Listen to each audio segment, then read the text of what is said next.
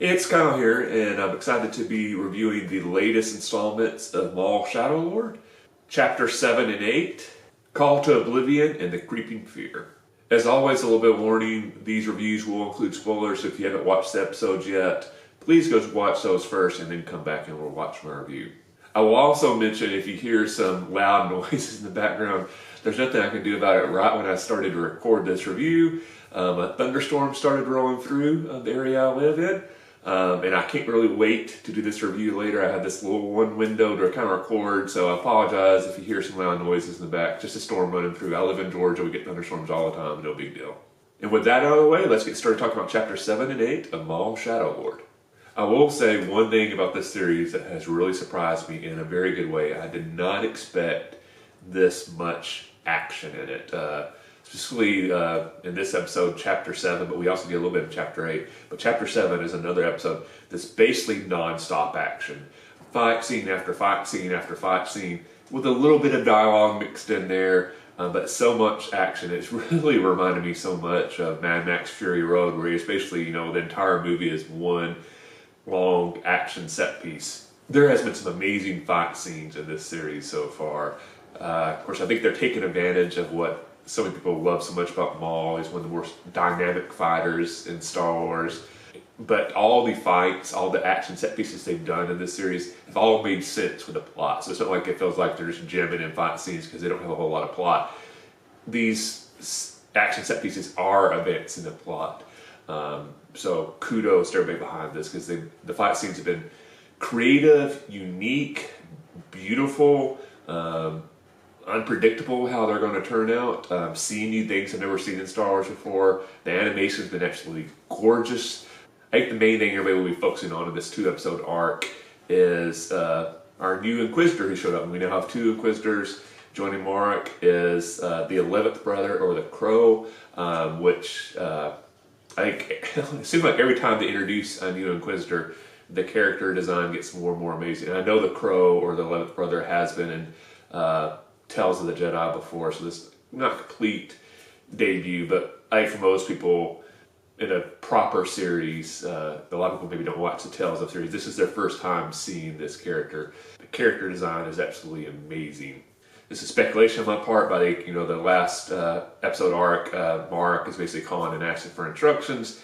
I believe he was calling Vader. Small possibility the Emperor, but I believe Vader. And I think the first step in Vader's thing is like, all right, I'll send you a second Inquisitor. I think now that we went through these 2 episodes, and these 2 Inquisitors have not been able to get Maul yet, I have a feeling we're going to see Vader in the last 2 episodes. And one of my favorite parts in Chapter 7 is the conversation that Devin and Maul have about their respective masters. You can see just Maul just talking about Palpatine, which Devin doesn't know who he's talking about. Just the immense pain that brings up in him, and hatred, and just almost refreshes his desire for revenge. I think we see that a lot more in Chapter 8, but I love that little interaction between Maul and Devin. Like something that was hidden in the last episode arc that did happen, we had the kind of Mandalorians that were more focused on money come break off and quickly be killed. I thought that might end up being a bigger conflict, but it was wrapped up a little bit quicker. But I think it really plays into Maul's fear that everybody just abandons him. I definitely Palpatine planted that into him when he abandoned Maul. So I think every time something like that happens, it just dials up Maul's unwillingness to trust people and put faith into people. It'd be so much easier for him to fight these Inquisitors and fight the Empire if he would team up with the Jedi proper, instead of like, no, I do need Jedi help, but I'm only going to accept Jedi help if I turn them to the dark side and they work for me, basically.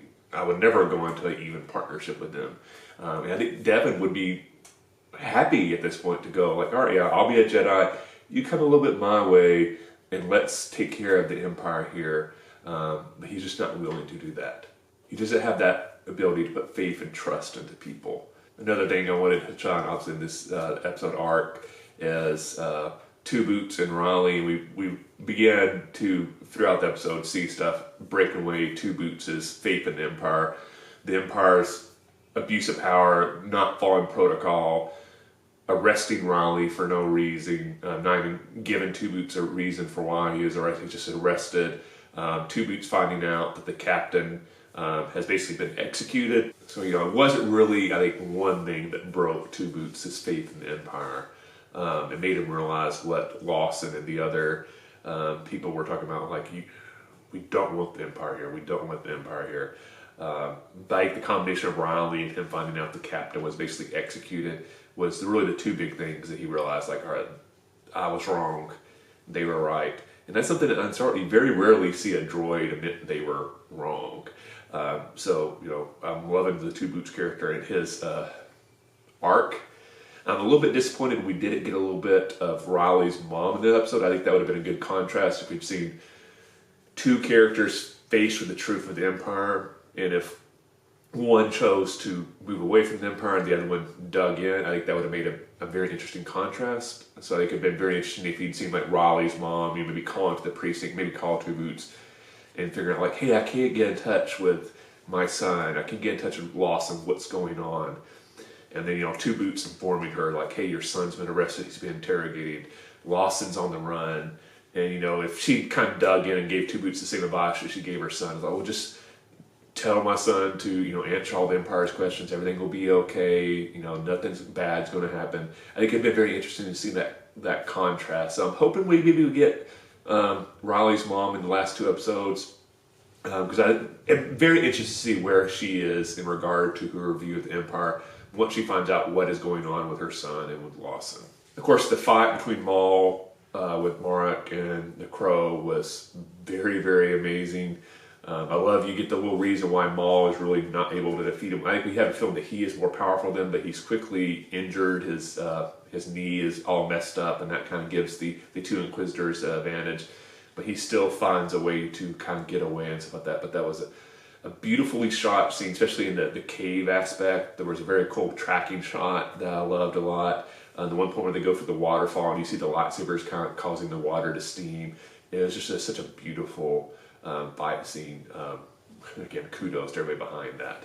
Chapter 8 was more of a psychological examination of Maul and really kind of him delving deep, you know, like his injuries for this fight scene, but also the little discussion he had with Devin earlier about who his master was has brought up old feelings, and he's facing all the trauma that he's dealt with the Emperor, with Savage, his brother, with Obi-Wan Kenobi, and just facing that. And I think by the end of his little journey through the episode, he's more embraced and is at a better spot. Still a better spot for Maul, to say. He's not like he's gone to the good side, but he's kind of ready to recommit to his mission. I believe where at certain points in this episode, he almost felt like he was at his lowest point and he was ready to quit. But he came through this journey like more committed ever to seek revenge against the Emperor, because as you see, almost everything that he was seeing in his visions were all how the Emperor messed his life up, how he, in his view, the Emperor stole him from home, stole him from his brother,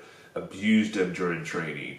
After he was injured in his fight with Kenobi, the Emperor abandoned him, did not try to help him anymore.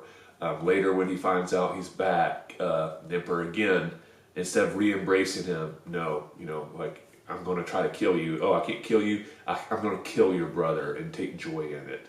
Definitely can see Maul's hatred for the Emperor growing by the end of this episode. Love the, again, Two Boots rescuing Riley, and that segues right into the very cool, I'm just going to call it a car chase, even though it's not really a car chase, with Devin and her stolen speeder vehicle. Love the music in that scene. It felt so appropriate to that scene, but also felt so unique and so different. Loved it. Loved how Devin and her master worked together to help get away, and you kind of saw a more healthy relationship between a master and his apprentice versus what Maul went through with the Emperor. So I thought that was really amazing. Loved it, and sets up a, you know, like an interesting last two episodes for this season 1 is we get the great little thing at the end here where Maul is informed that Crimson Dawn is called, and they want a meeting, and you're beginning to see the building of this criminal empire, which I thought that was going to be more of the focus of this season. I thought after the Pikes we're going to see more of that. Instead, the Emperor became a much bigger storyline this season than I was expecting. I kind of thought more the criminal stuff would be the focus of this one, and maybe the Empire would be more season 2. But instead, I think we're going to get both. So I'm very interested to see I think the formation of this Maul's criminal empire in these last 2 episodes will probably allow him to maybe stand up to and get away from the empire in this last 2 episode arc. I think we're going to get Vader. I'm very interested to see if Riley's mom shows up, so we get some more of that. Very interested to see what happens with Lawson, Riley, Devin, Doki. Obviously, none of those characters really know what's going to happen. Somebody's going to die. I'm shocked that Doki hasn't died yet. I think that's going to be, somebody is going to die, and it's going to really shape the path of all of these characters. So I'm interested to see what that is. So that's my review for chapter 7 and 8. I hope you enjoyed it. If you have yet, please like this video and subscribe to the channel. I really appreciate your support. I also say for the finale, I'm actually going to plan to post my review the day of on Star Wars Day instead of the day after like I've been doing. I just felt it was appropriate to post a review on Star Wars Day. So stay tuned to my channel for that. Thanks for watching. I'll see you the next time. And may the Force be with you.